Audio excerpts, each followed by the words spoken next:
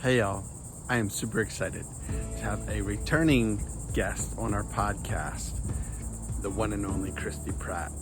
We are heading back from a little road trip that we took, and we turned the camera on and had just a really fun conversation around relationships. And I think this is a really important podcast for anybody that's in a relationship to listen to. We've been around the block a couple times and we feel like we've got a lot to share. So if you've got some time, please listen. It's a little bit longer one, but well worth it. Let's look at it. You know what? Let's look at each other real quick so we get a good screenshot. What? Oh gosh. Well, welcome to another, what's this podcast called? Shake the dust. Shake the Dust. So we happen to have a returning guest. This is the first time. Oh, really? Yes, even though we've only done like 8 podcasts, you're coming back. No one else wants to be interviewed. No, welcome back, Cristy. Thank you. To the Shake the Dust podcast. Thank you. And just so you guys know, we are actually driving back. We're from Floyd, Virginia. We got to jump away for a day or so and go to a music festival. We got to hear some great music and all kinds of fun people. Yeah. Very interesting people. And so on the road back, we decided to just hit the record button and just talk about fun stuff. Why not? Yeah, so we'll see what happens. Yeah, and what topic we wanted to talk about, or at least start with, is just talking about relationships. We have both had our fair share, would you say? Fair might be an unfair word, but yes, we both had long-term marriages. Yeah. And have been out of them now for a couple of years. Yes. So a lot of history and a lot of learning for sure. Yeah.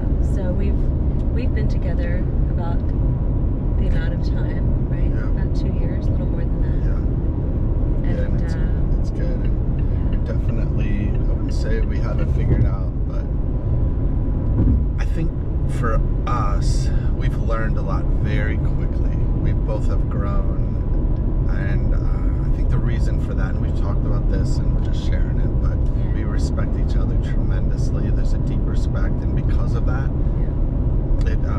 it's kind of accelerated our growth, and personally and for both of us. Yeah. Because we've been able to be completely vulnerable with each other. We haven't had to hide anything about us. I mean, there's things that I've told you I haven't told anybody in Sure. my life, you know? Yeah, likewise. So it's been really good for our growth, and just some of the things we've learned about us and how we interact with others, and even kind of, I'm an observer, so I love looking at other people where you're more, and this is not a bad thing, but keeping your head down, like where we're out, you're not really focused on other people per se, if that makes sense, but I'm very aware of my environment, you know, and we're always kind of like, I don't want to say passing judgments, because that doesn't sound right. I guess sometimes we do, but we just look at relationships and people interacting and try and figure people out, you know. That makes sense. Yeah, it makes sense. Now, we're very different, certainly, in what we observe out in the world. I connect strictly, almost completely through sort of somebody's energy, and where like the conversation that's happening behind you, or remember somebody's name that you met the day before at the festival and things like that, where those types of things don't stick with me. And so there's a beauty in sort of what we're noticing.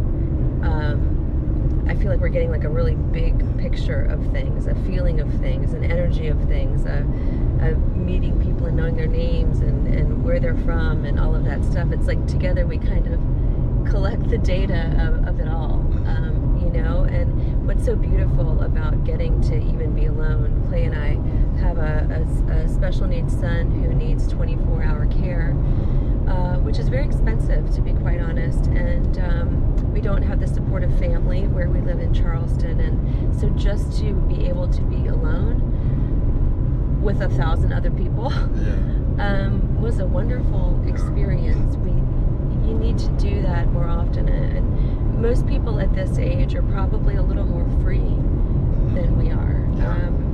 I certainly didn't anticipate beautiful Luke coming into my life, but it changes the trajectory of being 47 and thinking that you can pick up and go whenever you want. You can do this. And I've got 2 other children, by the way, who are 12 and 14. So I'm not trying to pick up and go anywhere, but the opportunities to do so are very few and far between. And I think that they were starting, that lack of doing things for ourselves or by ourselves was starting to grate on us, for sure. Like, we needed some just time to be away from our lives that we love, but that are tough sometimes. You know, that's so fun to be just with you. No, it's important. We've talked about like making sure that we're filled up so we can like be that for other people, you know, for our kids, just for the people that we come in contact with. We want to live with full cups, you know. We want to, I mean, life is short, we know that. I mean, we're not getting any younger, but I think the more as each day passes, the more we want to like pull the most we can out of that day. Absolutely. I mean, there's something to be said about the fact that we met at this age in our lives. I don't think we were probably ready before that time, and as much as we could kick ourselves and say, gosh, wouldn't it be nice if we, you gonna wrinkle that around a little more? So let's make some noise, shall we? It's hot here. But I think that when we met, we had been through so much, and everybody's been through so much. Nobody's story is any sadder or harder or whatever than the others. I think we all carry a certain burden. But I know that when you and I met, we knew who we were, but more importantly, we knew what we were going to take, and we were incredibly authentic from the moment that we met. And literally the moment that we met, we were introduced by his sister and his sister's wife. And the moment that we met, we knew it. We knew that it was special. We were to be together. And but we were incredibly honest even in those very early conversations.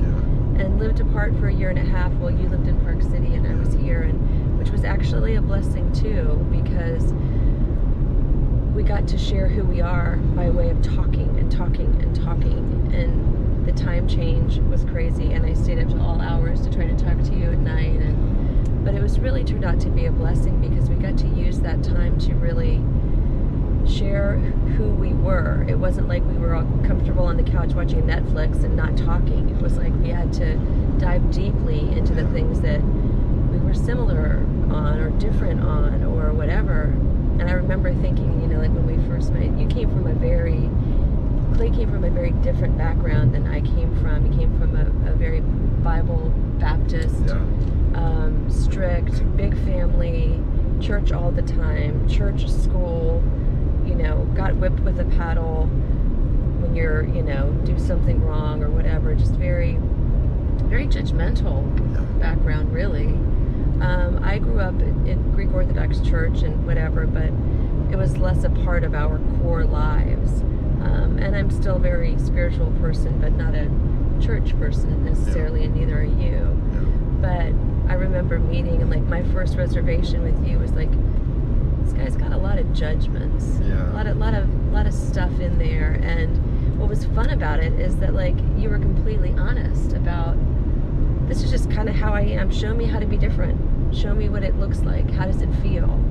You know? And I come from a place of, I mean, not that nobody makes judgments of people. I think it's just innate that we kind of do. But that for me, as long as somebody is not hurting somebody else, then like I'm open and don't have any judgment on how they're dressed so much or what they drive or whatever. And so it was just interesting to see that sort of transformation happening. And I knew in my heart of hearts, because you were so honest about, like, it feels wrong in my spirit, but tell me why, almost. Like, it kind of feels funky, that I have these judgments or I have these thoughts, and growing up, it's practically a PTSD probably situation sometimes about like your programming and what you go through and how to break that cycle and what doesn't feel right in your spirit, and is that anti-church or anti-Christian or whatever.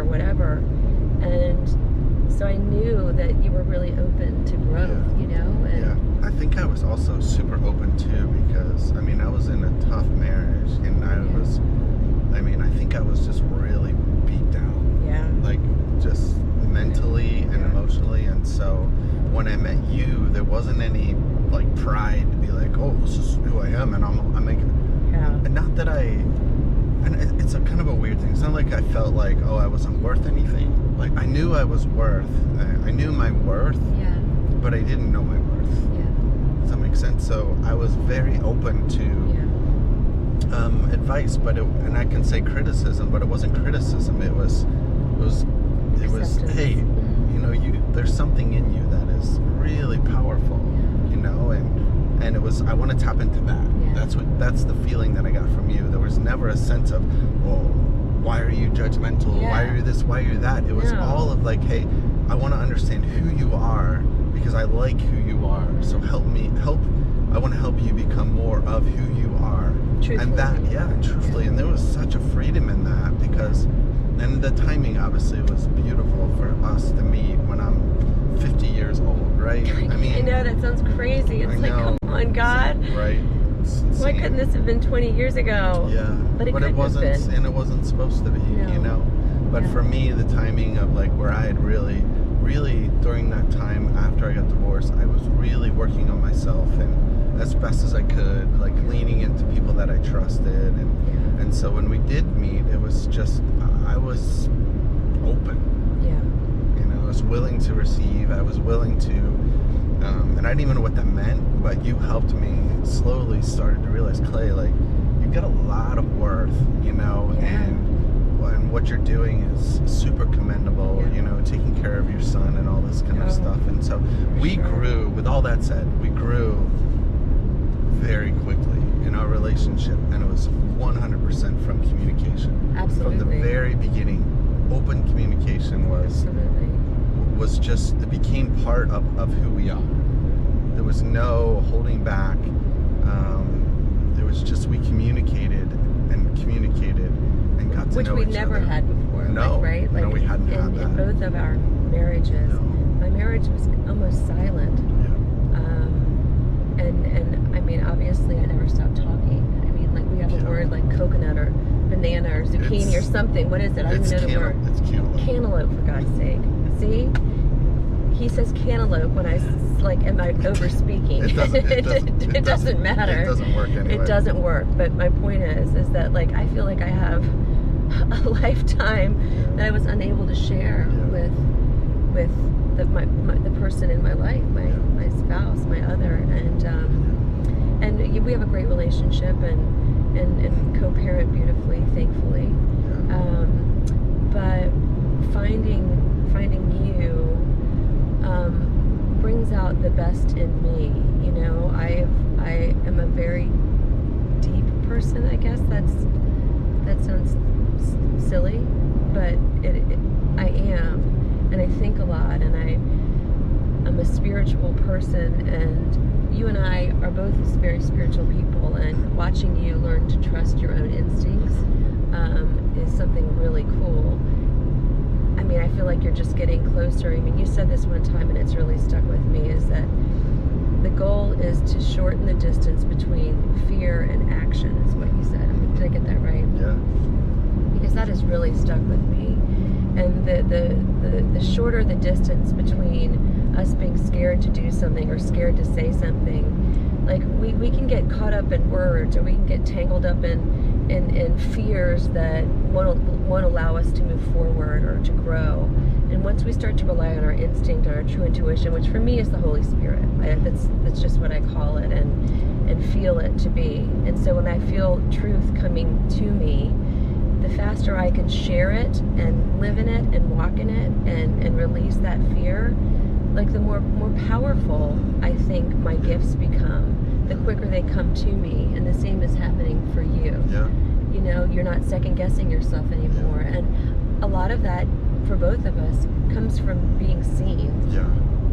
Truly seen. And not only just seen, but loved for what we see in each other, and kind of reflecting our back. faults and our strengths. Yeah. I mean, both of those. But I think, I believe, because I've been around the block for a while, so I do believe I've got some wisdom when it comes to, like, I think the only time we can really learn is through failure. And I don't want to say failure, but let's just say mistakes or hard times. Like, for me, that's where I find a lot of growth, is when I can really, like, look back and be like, okay, how could I have done that differently? How could I have not done that differently and still got a bad result? What can I learn from that? And that's happened to me a lot. I literally will look back and be like, I honestly did everything I knew in my power to do. Yeah. And it still didn't go well. Yeah. It just didn't go well. And it doesn't mean that I didn't make mistakes along the way, for sure. But I think what happens a lot in relationships with people is that thing that we said about you want to shorten the distance between fear and action, is a lot of people don't. They're really fearful of their other person, or even internally, and so that fear holds them back, which holds back the relationship. Well, and then what happens intimacy isn't there then, right? That's not there, but also what happens is habits start to be created that, because of that fear, that becomes your relationship. And then you can never take action, or you're married for 18 years and then finally it's like you eventually take action because you just can't take it anymore, or it's not good for your soul or good for your heart. So eventually that fear turns into action. But if we can just shorten that distance and just be like, all right, I'm scared about this. I'm scared for a reason. I'm scared for a reason, and a lot of times that means that there's something about you that needs to change or grow. So if we can do that, and I hate that, because you look at a lot of relationships and they are like, people just exist. And they just exist with each other, and I say that because a lot of people have told me that. People that I know reach out on Facebook Messenger, and not that I have it all figured out, but they may listen to a podcast and they're like, man, that's me. Like, I don't have it figured out. And I think a lot of times if you can give people, let them know that, hey, you're not the only one. There are many other people that are feeling the way you do, but it doesn't have to be like that. If you are in a bad relationship, change it. You don't have to stay in a bad relationship. It doesn't help anybody. And a lot of times it's not going to get better. Sometimes it does, but it takes two people. It takes two people to make that relationship better. You can try all you want, but if that other person is not on board, you're going to be spinning your wheels, and that's a brutal way to live. Always wanting more, or always longing for more, but never getting it. Well, absolutely. And I think that what you were talking about, like when we met, is that you needed to be seen. You had already been doing the work for so long, and kind of getting the raw end of the deal in so many ways, and really suffering. I mean, 24/7 care of your son by yourself is just enough to beat anyone down. And COVID and so forth. But I think that it takes being seen from your heart. Like, I see in you every day, but I see in you what God sees in you, and I see the highest version of you, and I remind you when you're not living it, and sometimes not in a gentle way, because my delivery, again, it comes straight from my heart and right out of my mouth, and there are things that I could say better and should say better, but I know in my heart that my intention, if there's any critique, is not to make you fit better into this relationship, or to be nicer to me when I've got my head up my butt or whatever, but it's I can tell, like one time recently we got in an argument, and it's rare that we get in arguments, and when we do, they're very confusing to me. We go back and forth about what we said, and But how we I mean, said it and let's what be we said. let's be completely honest. Yeah. It's been tougher lately. Yeah. Oh, it has. We've gotten into more than we'd like. Yeah. I mean, for sure. I mean, not that it's not.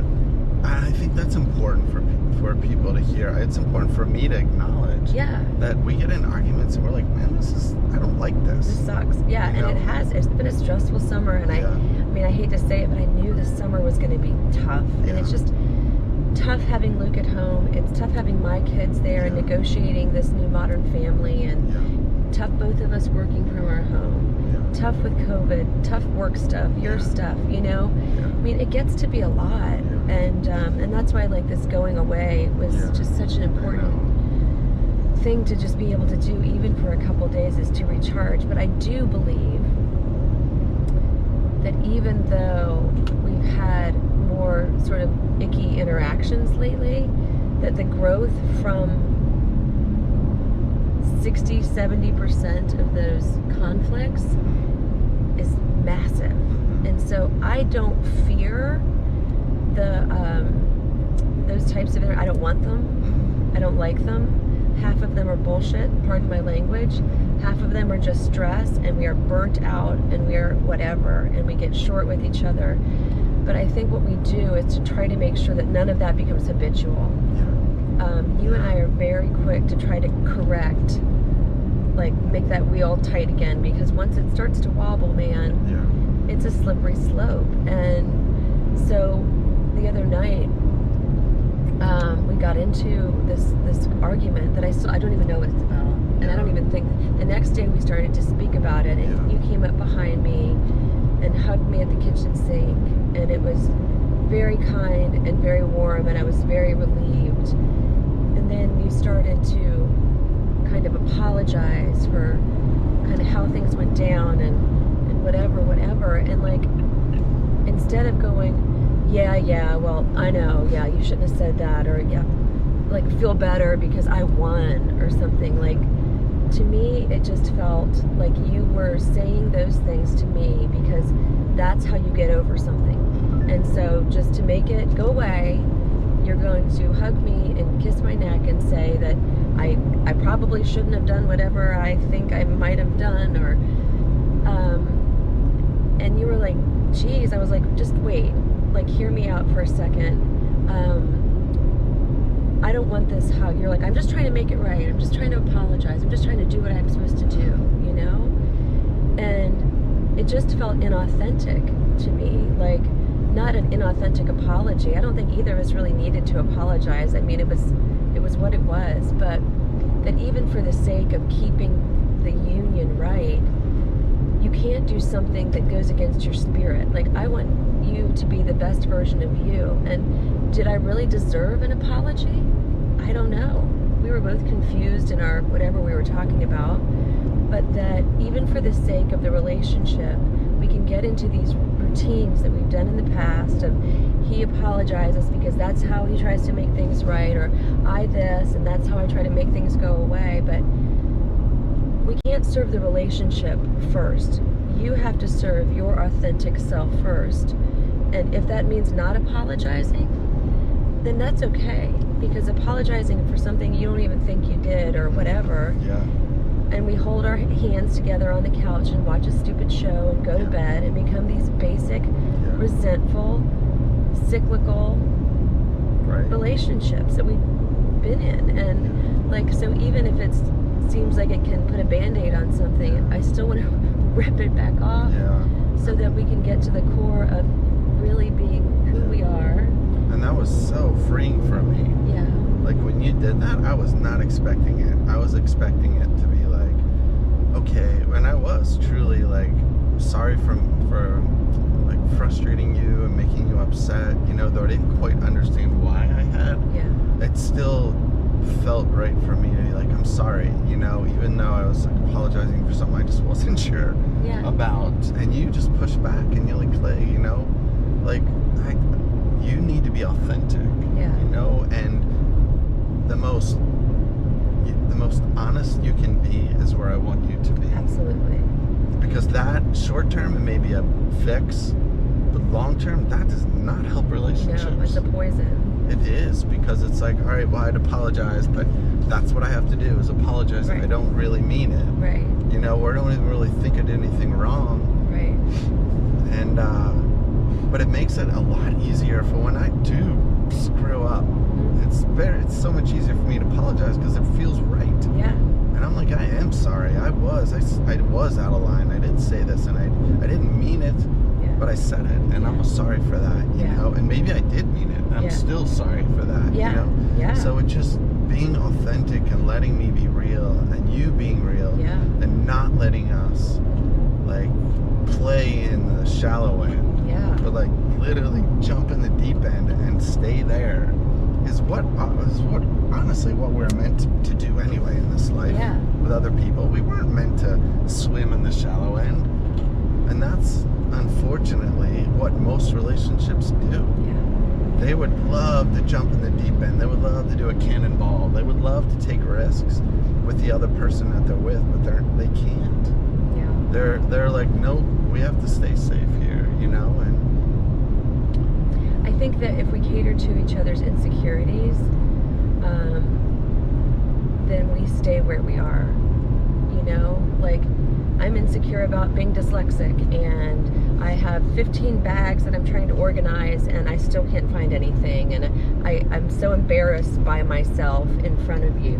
Like, it's a huge, because I feel just like, because you are incredibly organized, and everything's very fast and very succinct and whatever, and I am spaghetti, and you are a building with windows, like, and sometimes I really can get insecure about that, and snippy and snarky, and I know it gets on your nerves and whatever, but that's my stuff, you know, and I have to just say, you know what, he loves me anyway. He's chosen to say, I'll take this, I'll take that, I'll just take it all, and that allows me to start to improve, because I don't have to defend why I'm just getting organized, and I'm just this, and I don't have to stick with the stuff that doesn't work. I can learn to grow and to change, because you don't love me because I keep an organized suitcase, you know? You love me because you love me. And that's part of it, you know? Which feels really safe. I think why I love you is because you've helped me discover things about myself I never knew, but that were always in there, you know. So we've talked about this before, where I'm deep. I love like communicating and talking about things of importance besides the weather and all that kind of stuff, but I love talking about relationships and the world and those things. But you live in that space. You live in that deep space where that's where your head is, you know. And I'm more like the opposite. And I think what that's really cool about it is, so we're very similar, but we're very different, where you help me understand those deep things that I would love to understand, but you can put words to them that I get, right? Yeah. You know, and where me for you, I help you out in the world, like, make more sense of it. Does that make sense? Yeah. Explain that in a way that makes more sense. Yes, okay. Well, so there's this thing, and I don't know a whole lot about it, but it's called human design, and somebody brought it to my attention and that I should look it up, because I've always felt very weird and almost like I don't belong here. I feel very much like an observer almost of the world, but not really in it, which is kind of good and bad. It gives me a huge perspective, I think, of the world as a whole, but then to feel like it almost can't touch me, or I speak a different language or whatever. It makes it hard to function sometimes on this sort of plane when you live in that deep space. And I'm a reflector by way of human design, and human design is really a bunch of like the Kabbalah and all sorts of, you know, astrology and different types of spiritualities, I guess, if you will. And I don't put too much weight into anything in particular, except this has been a pretty interesting one in sort of starting to learn about what that means to be a reflector is that I see the good in people, or I see their highest potential, and I want to remind them of that. Like I reflect back to them kind of what they are in the highest way. And certainly there are people that do not want to be seen, and those are the people that like do not get me or want to be near me or whatever. But most people, their heart's open and they start to tear up when I talk to them and whatever, and that's all well and good, but to have those opportunities to do so, you have to be out in the world. Yeah. And you bring me out into the world in a safe space that allows me to be me and to connect if I'm supposed to with someone or whatever. But you're connecting with so many people in that same way. You're seeing people. People want to be seen. You remember people's names. You talk to the guy at the coffee shop for 20 minutes, and you engage the neighbors and all of this stuff, where I'm such an introvert that I wouldn't even have those opportunities if not for you kind of pulling me out. Like you listen to podcasts and follow Instagram. From random people. I mean, I'm like, what are you wasting your time doing? Why? And it's not a waste of time. I know. It's a different way to learn. Yeah, I'm just really curious. Yeah. I'm really curious about people. Yeah. What makes them tick. Yeah. You know, why they do the weird things they do. Why do they do the cool things they do. Yeah. How do they come about to being that, you know? And sometimes it's a complete waste of time for me, and then other times sometimes it's not. I get something, I'm like, wow, some random person like left a mark on me, you know, which is really cool. So I just keep doing it. No, I know. I just, it's so funny. It's just so funny because it's so different for me. Like, I don't ever want to look at Instagram, not even my own. And thankfully, I have people manage my work Instagram and that kind of stuff, because I don't watch TV. I don't watch the news. I mean, it's not that I live with my head in the sand, but that if I'm not going to be on the street with a picket sign trying to change the world, then I'm just going to kind of work in my own space. You know what I mean? And work from that sort of God space. But it's scary sometimes, the world, for me, because I feel so much like that. Even thinking about watching the news makes me like panicky. But you've helped me to sort of get my head around, like, this is where we are, so how do we do this? So it's like giving my depth a platform to come out of the dark, of the deep, you know? Well, I think it's also really important for you, because I do completely think that you're 100% a reflector.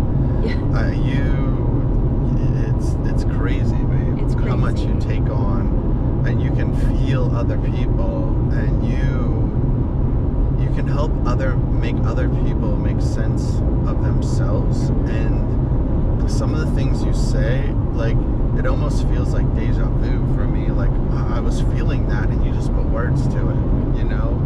It's this concept or thought in my head, and I feel like that doesn't make sense unless someone's ever had that happen, where it's like, you had this moment where, like, whoa, you just it's something, what you said resonated with me. But a lot of the stuff that you say when we talk and resonates with me deeply, you know, and I know you've had an incredible effect on other people, and so you absolutely are a reflector, you know. And so for me, knowing that you're like that, like, I want to get you around as many people as possible, because I mean, we all want to be seen. We all want to be seen, and no, not all of us. There's a lot of people that want to be seen, and giving you opportunities to see people and let them see themselves. It's really cool. It's really cool to be a part of that and witness. I see it all the time whenever we go out. You know, people will comment to you about your hair. Oh, I love your hair. I love your style. And it's such an opportunity for you to quickly, like, your hair is maybe a tool or just like a conversation starter, and then it completely changes. You don't talk about hair. Right. No. You talk about something about them, or you love their smile, or whatever it is, and instantly you're making a connection with someone, and they're seen, even if just for an instant. It's a beautiful thing to witness. Absolutely. But, you know, with that comes, like, it's, when I say I'm an introvert, and we've said this before, but you wouldn't know that if you saw me at all. But because I do feel so much, so the reflector, there's like 5 different things. There's a manifestor, there's a generator, there is a projector, there is a manifesting generator, which is what you are in human design, and then there's a 1% group that's the reflectors, which there's not a whole lot of information out there, obviously, because there ain't a lot of reflectors out there. But being a reflector means that I have every open channel. So there's chakras and there's this and there's that. Well, I have a completely open aura, every open channel, which means that I can pick up someone's accent very easily, and I reflect back to them, and I take on their mannerisms, and it's almost like they're looking in a mirror, which is a beautiful thing because they get to see what I'm seeing, like their highest good, their highest self, their biggest potential. It's also very sad when someone isn't living in that space. But that's not my work. My work is to show them kind of who they are. But what that does, though, is that my heart is very raw. It's very open, you know? And so I feel a lot of pain and a lot of suffering, which is like why I can't watch the news, or, you know, we've been going through some heavy stuff with your ex, and, you know, needing help and not getting it, and feeling, you know, a lot of hardship sort of by way of this ex marriage. But like I realize, and I think that's what's come to a head too lately for us, is that like I am taking on all of your pain and suffering almost more than you are, in the sense that you're better at managing your pain, or you can put it away for a while and work on something else, or you've just done this thing so long, this whole dance for 18 years or something, that it doesn't bother you the way that it affects me. And I feel like I'm trying to protect you from this pain, and I feel it to my core. It makes my back hurt. I am more emotional about it than we just learned this in the past week about us. You know? I mean, we really did. Like, I think that's where the funk has been coming from, is that like I feel powerless to change the situation, because it's really not mine to change. And I'm feeling all of this hurt, but like a warrior that's not allowed to fight. And I'm a fighter.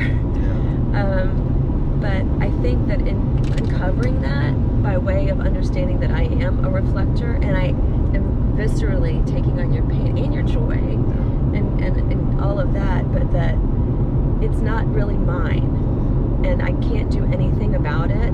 And what I was doing by way of being so emotionally sad over what you go through is that I'm adding to your anxiety and your loaded plate of shit you have to deal with, right? And I'm thinking that I'm doing well by you, but I'm not. Like, I can't, there's a point where I can't handle it anymore, and you don't need me to. Like, you know who you are, and you can ask me how I would deal with those things, but that I have to learn to release it.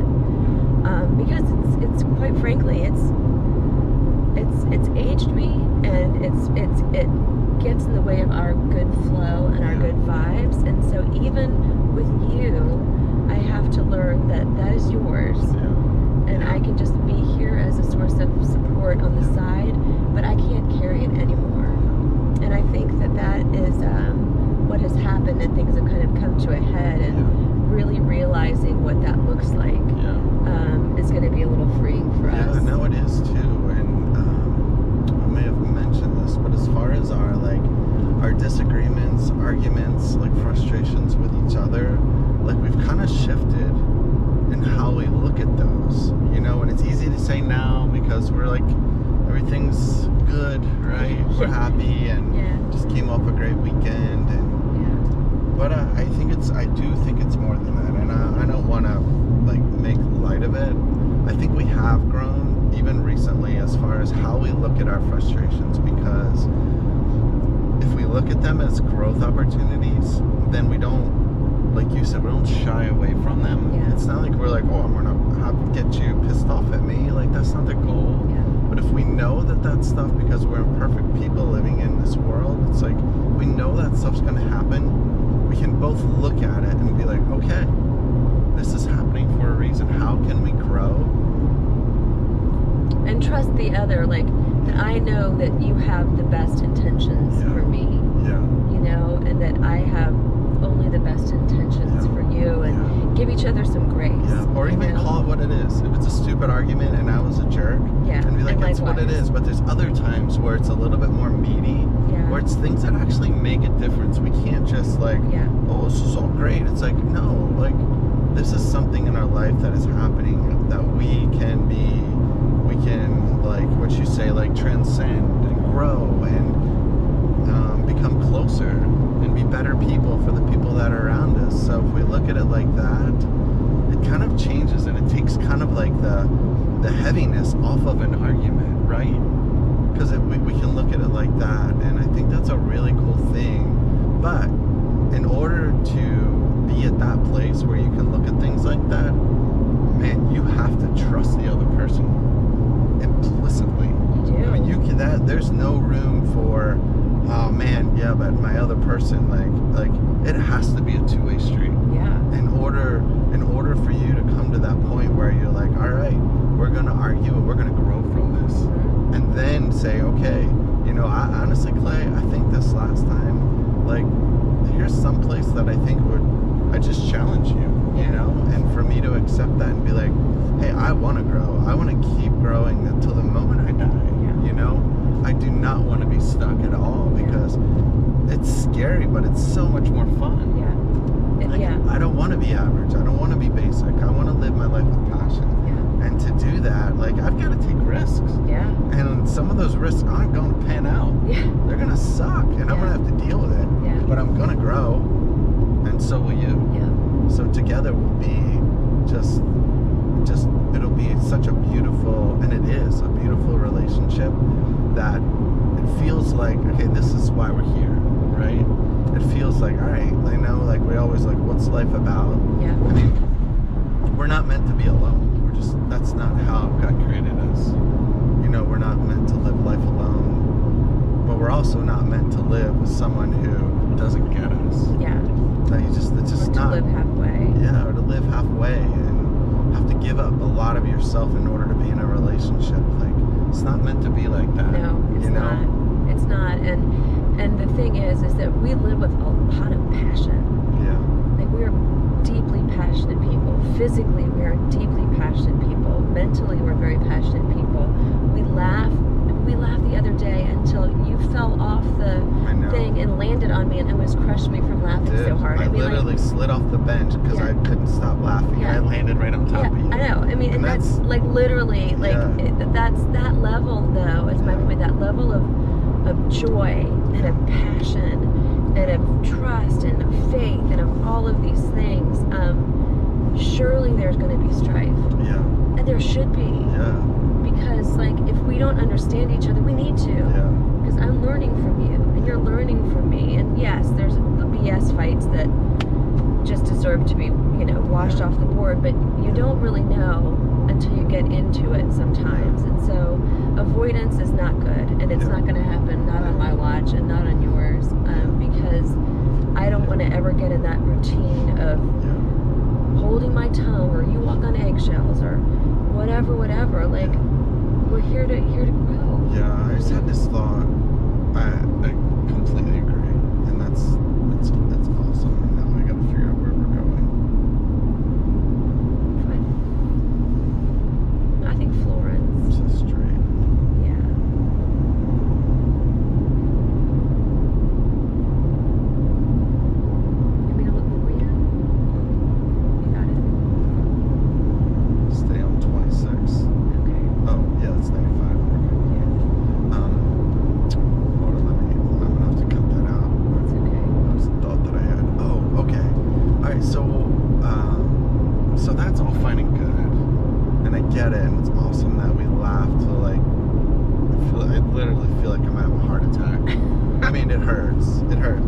So, babe, that's awesome. But what about the people that it's like, yeah, but you don't know what we have going on. Like, because I think that, and I'm saying it because I think that a lot. When I hear people and they're like, oh man, we've grown so much, like everything's amazing, and nothing ever is amazing. No. But I'm saying, like, a lot of people,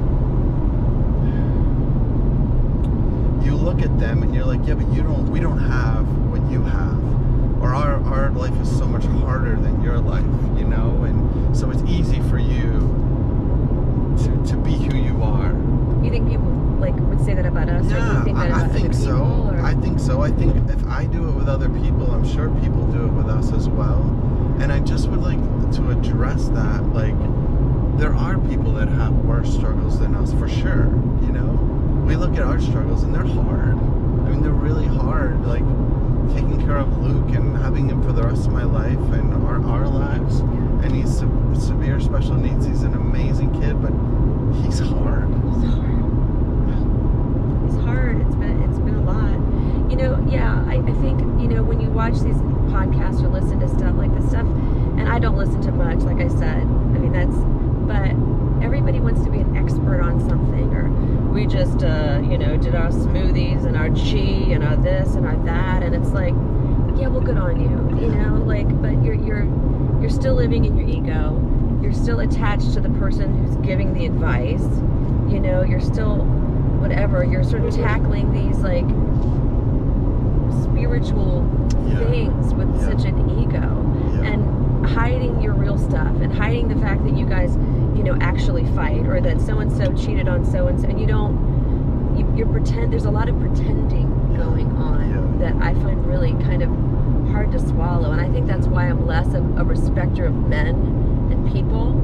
Like it's just hard for me because I kind of smell BS sometimes, you know, real quick, and at the same time, that's a judgment call too. I need to either I'm really genuinely feeling that as in that reflective space, or maybe I'm not. Maybe I need to give something a chance, you know.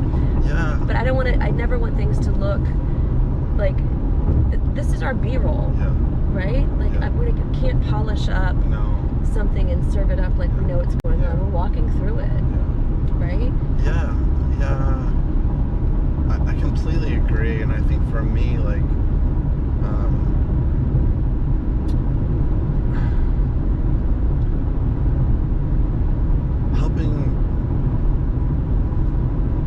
I've grown so much from being completely honest with myself and honest with you. And if you're able to do that in a relationship, it's everything. I mean, it's everything. It affects every aspect of your life, from your work, your play, like all of that, when you can have honesty. And if you're alone, being truly honest with yourself. But when you're in a relationship, I think of a lot of people that are in relationships that are just not good. And so, like, what do you do there when you're in a relationship and you've tried everything and you've tried to be honest and you're honest with yourself, but like that other person isn't. Like, how long do you stick around before it's like, you know what, I can't do this anymore? I think it's so hard, and it's so different for everyone. And you know, I hear these like young people, or you know, 28 or whatever, and they've got it all figured out and whatever. And it's like, when you have kids and you've been in a long-term marriage, and you try to do what's best for them first, and you hang in there longer than you should. Like, if you were just two people, you know, maybe you would part ways sooner, but you're not, you know. And so we stick around for thinking we're doing the right thing by way of our children, or not disappointing our families, or whatever. But it's real life stuff, and I think there's a time for everybody to say no more. But I think many people are afraid of being alone. Literally just afraid of being alone. And for me, it's like, but they're alone already. They're alone already within a relationship, but I mean, like, they have they don't walk into an empty house. They have someone to cook dinner with, or for, or whatever, and you think, well, that's enough, or I should be okay with that, or whatever. When it's like, but it's not enough. It's not enough, and it's sometimes it's like the devil you know versus the devil you don't know. And for me, like, I knew in my heart of hearts that God had a bigger plan for me, and whatever that means, bigger, like to connect with someone who sees me, that I love deeply and is my person, and loves the things about me that I love too. which are usually have to be hidden, you know? But we wouldn't have had that chance if we didn't have to break down the comfort of discomfort. Yeah. Well, and I mean, it's true because you had to, like, that thing between fear and action, like shortening the distance, like, that's scary for you to step out and be like, all right, I'm done. Like, I wasn't in the picture. Yeah, no, I'm going to be a single mom. Yeah, I was nowhere to be. You had no idea who Clay Weld was. No, when you made that decision. No. And I didn't either. You know, after 18 years, I was just like, all right, you know, it is what it is, and I'm going to be alone. Like, I didn't know you. Yeah. So we were like, all right, you know, we're it's better for us to be alone, you know, with beautiful kids that we cherish and love, than to be in a relationship that does not help us be more of who we are. No, it doesn't help them either. It doesn't help our children. No, or our exes. Yeah, it does. Yeah, no, it doesn't absolutely. help them either, for sure. Absolutely, no. There's definitely a freedom, but it was scary, and I think that many people, you know, who cheat on their spouses, or they go outside for whatever, or they're doing this emotional crappy stuff with somebody on Facebook or whatever, you know, trying to stay in the relationship. It's like, why? Yeah. If you want to be out there, then stop what you're doing. Yeah. But the thing is that I think the likelihood of when somebody is leaving for somebody else, you know, a lot of times somebody's got somebody on the back burner or whatever, like, that is destined to fail. I mean, you have to see what loneliness to the end looks like, and then say, I'm not going to fear it anymore. I'm walking into this because I have to honor my own spirit, and I can no longer do that within this relationship. And for that, it gave us a real sense of freedom of self, and I knew what I was not going to take. And I knew I would never lie to you, and I knew I was going to expose the good, the bad, the ugly, the fantastic, the deep, the sad, the funny, the whatever, the cusses like a sailor that still drives you crazy. But that is who I am, and so whoever is going to be with me is going to take it or leave it. But I'm not going to hide it anymore, because I'm supposed to live authentically to the core. That's why I'm here. And that doesn't mean I don't change or grow or any of that kind of stuff. It allows me to grow. But, I don't know. Yeah, and I can't remember exactly when we talked about it, but we were talking about what freedom looks like. And I just had this thought. I'm like, the more, I don't want to mess this up, but the more that you let me be who I am, the closer I want to be to you. Yeah. So it's like, it's kind of weird, because a lot of people hang on and they're like, oh, don't go here or don't go there, or don't say that or don't do this. And it makes people want to do that stuff. You know, whatever that is. But like, freedom is the opposite of that. Especially when you're in a relationship. It's letting that person be exactly who they are, and they're not going to run far from you. They're not. They're going to want to be like, it's this like circle of like, I want more of that, I want more of that. And it's incredibly freeing to be attached to somebody that you love. You know? It is. Well, that's a good way to put it. It is freeing to be attached to someone that you love.